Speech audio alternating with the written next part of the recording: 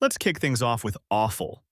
Today, it means something really bad, but centuries ago it meant full of awe, something inspiring or worthy of reverence.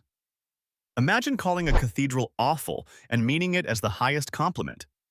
Over time, the sense of fear and dread took over, and now it's a word you'd never want describing your cooking or your day. Next up, girl. Today, it's a word for a young female, but in Middle English, girl simply meant a child or young person of either gender.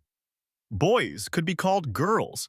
The word for a young male was knave girl, while a young female was a gay girl. Over time, girl narrowed its meaning, and now it's exclusively used for females. Let's talk about nice. If someone calls you nice today, it's a compliment. But in the 14th century, nice meant foolish or ignorant. It came from the Latin nescius, meaning not knowing. Over centuries, it shifted through meanings like timid, fussy, and precise before landing on its current friendly sense.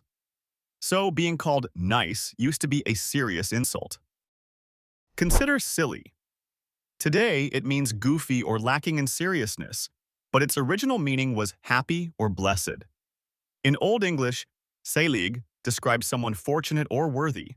Over time, it shifted to mean innocent, then harmless, and eventually foolish.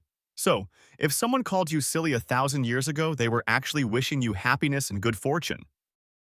How about meat? Today, it's animal flesh, but in Old English, mété referred to any kind of food. Bread, vegetables, and fruit were all considered meat. The word gradually narrowed as English evolved, and now it's reserved for what comes from animals. Next time you hear meat and potatoes, remember it once just meant food and more food, no steak required. Let's not forget manufacture. Today, it means to make something, usually in a factory. But originally, it meant made by hand, from the Latin manu, hand, and facere, to make. The Industrial Revolution flipped the meaning, and now it's all about machines and mass production. Ironically, what was once handmade is now the opposite, manufactured by robots and assembly lines. Finally, broadcast. Today, it's all about TV and radio, but the word started in agriculture. To broadcast meant to scatter seeds widely by hand. When radio and TV arrived, the term was borrowed to describe sending information far and wide.